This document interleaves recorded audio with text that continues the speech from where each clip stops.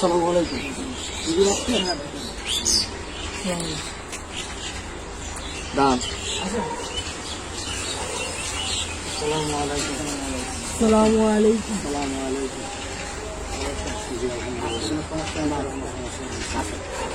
যান যান আপনার যান। একটা কথা বলতে চাইছি, না বলেন। আমাদের এলাকার মানুষের নামাজ কালাম একটুও পড়ে না, একটু নামাজের উপরে জোর দিয়ে আজকে একটু ওয়াজ করবো ইনশাআল্লাহ। আসেন আসেন। আরেকটা কথা বলে, আমাদের এই যে যুবক, আমাদের এলাকার যুবক ছেলেবেলা নেশার ভিতরে এইভাবে পড়ছে, ঝিকা পড়ছে, নামাজের কোনো তাদের মনোযোগী নেই। একটু নেশার উপরেও একটু ওয়াজ করে। ইনশাআল্লাহ ইনশাআল্লাহ। আচ্ছা চলো চলো, নিশ্চিন্ত থাকবেন। আসেন। ছেলেটা এমন হইতেছে, দেরি হয়ে যেতেছে, একটু করে ওয়াজ শেষ হয়ে যাবে, এমন আর কোনো খবর নেই। কতক্ষণ ধরে আমি ওয়েট করতেছি, আসতে বলছি, ধ্যান কান্ত নাই আসলে ছেলেদের। একটা দায়িত্ব দিচ্ছি, দায়িত্বটা ঠিক করে পালন করছি। আসতেছে এতক্ষণ লাগে, খাম পাইতেছিলাম না, খাম পাইতেছিলাম এমনি চলে আসতেছি। আমি কতক্ষণ ধরে আমি ওয়েট করতেছি, একটু পরে ওয়াজ শেষ হয়ে যাবে। আনছো 2 টাকার বান্ডিলটা আনছো? দে। হ্যাঁ ঠিক আছে।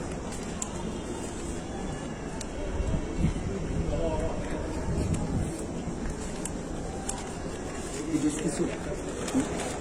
কিছু তো বুঝিস, বুঝবি কেন? একটা খাম পূজা পাইতেছি না, এটা বাড়ি করছি যাবে না, কাজের ছেলেবেলা আকাশের পোলাপান করা।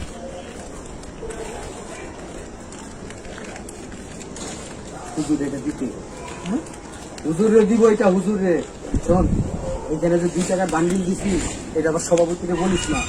সভাপতি যদি জিজ্ঞেস করে বলি 50,000 টাকা দিচ্ছে, যে বক্তা আসছে ওনারা 50,000। কয় টাকা? 50,000 মনে থাকে জানো?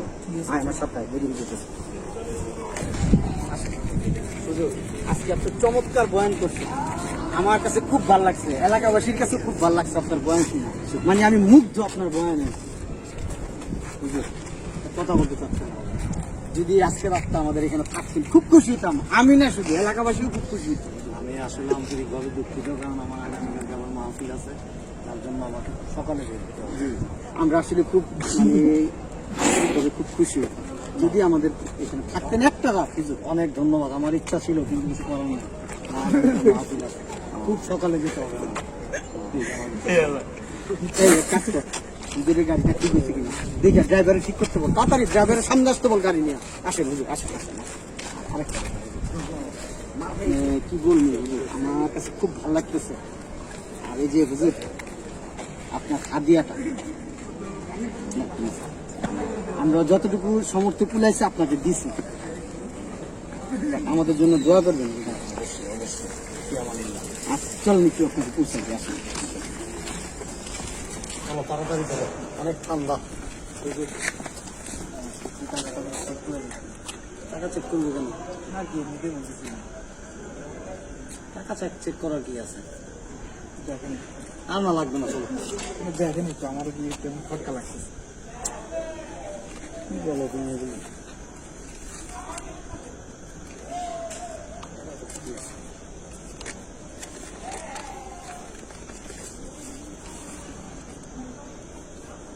দেখি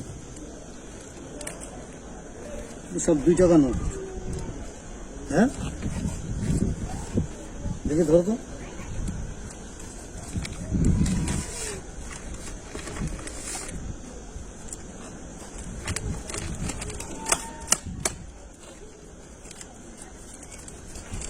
বুঝলাম না কিছু।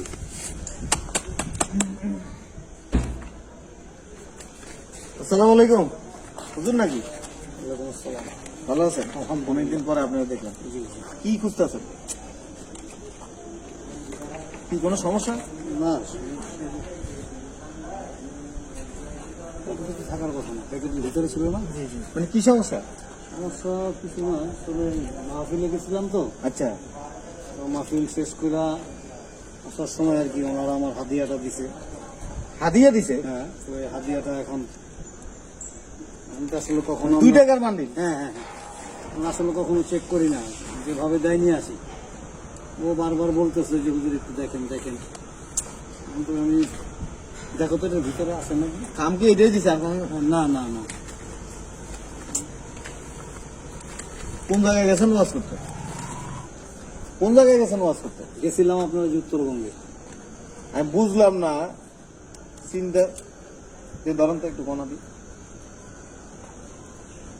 1 2 3 4 5 6 7 8 9 10 11 12 13 14 15 16 17 18 19 20 21 22 23 24 25 26 27 28 29 30 31 32 33 34 35 36 37 38 39 40 41 42 43 44 45 46 47 48 49 50।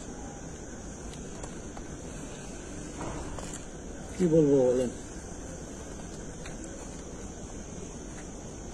গেছেন কখন? গেছি তো আপনার সকালে। আপনার গাড়ি নিয়ে গেছেন? গাড়ি নিয়ে যাইনি আসলে, ভাড়ার গাড়িতে গেছিলাম। আচ্ছা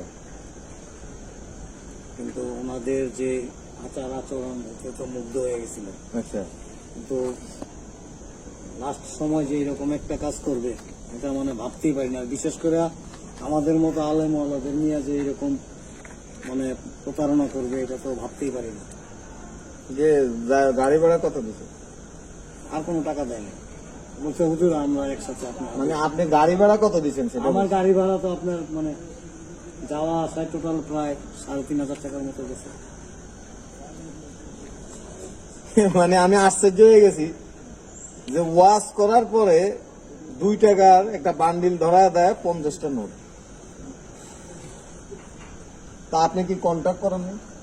না আসলে মানে আমরা তো তেমন কন্ট্রাক্টে যাই না, তো এইরকম একটা অ্যামাউন্ট দিবে এটা তো চিন্তাই করা যায় না।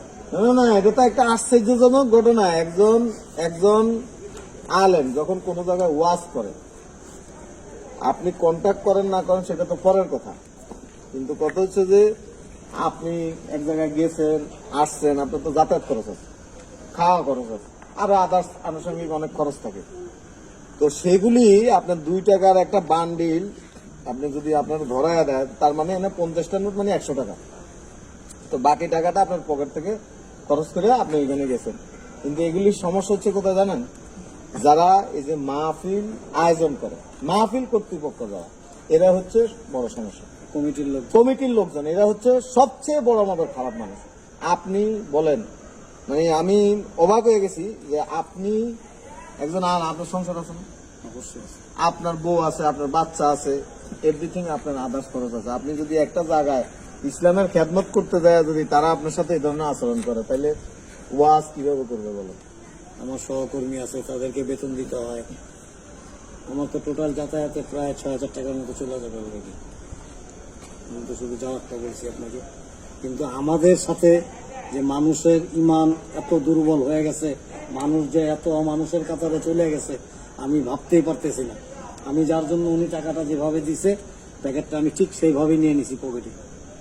রাস্তাও আমার বলতেছে যে হুজুর টাকাটা একটু গনে নেন। আপনি মাহফিল কর্তৃপক্ষ যারা আয়োজন করছে, আপনাদের যে দাওয়াত দিচ্ছে, তার একটা ফোন নেই। কি বলবো ভাই, বলার কিছু আছে? মানুষ কতটা নির্লজ্জ হইলে, কতটুকু নিকৃষ্ট হইলে, কতটুকু নিচে নেমে গেলে যে একজন আলেমওয়ালাদের সাথে প্রতারণা করতে পারে। আমি জীবনে এরকম দেইনি যে ওয়াজ করার পরে 2 টাকার বান্ডিল ধরা যায়। আমি ফার্স্ট টাইম দেখছি প্রথম। উনি যদি আমাকে বলতো যে হুজুর আমরা টাকা পয়সা অ্যারেঞ্জ করতে পারি নাই, আমাদের ফান্ডে কোনো টাকা নাই, আমরা টাকা দিতে পারতেছি না, আলহামদুলিল্লাহ আমি শুকরিয়া আদায় করে চলে আসতাম। কিন্তু এই প্রতারণার আশ্রয়টা কেন নিল? এটা এক ধরনের বাটপারি। আপনি ভাবতে পারেন? অথচ দেন একটা জায়গায় যখন মাহফিল হয়, হাজার হাজার মানুষ কিন্তু দান করে, হুজুরের কিন্তু একটা বাজেট থাকে যে হুজুর আসলে এই অ্যামাউন্টটা হুজুরে দিবে, যদি হুজুর এখানে 1 ঘন্টা 1.5 ঘন্টা বয়ান করে। এই বাজেটটা এটা হচ্ছে যে দেখেন, মানে এগুলো হবে না কেন? বর্তমানে যারা মাহফিল আয়োজন করে বেশিরভাগ হচ্ছে সুদখোর ঘুষখোর। বেশিরভাগ হচ্ছে যে আপনার ওই যে দুর্নীতি করে টাকা পয়সা কামাইছে, মানুষের জুলুম করে টাকা পয়সা কামাইছে। এরপরে ধরেন একটা জায়গায় যখন ওয়াজের আয়োজন করে কি করে, মানুষের দান করে, ওইখানে টাকা দেখে এদের কলিজা বড় হয়ে যায়, লামসাম কোন রকম বুঝাই দিয়ে এরা কি করে বাকি টাকাটা নিজেরা নিয়ে খরচ করে। এদের মধ্যে অনেকে নামাজও পড়ে না।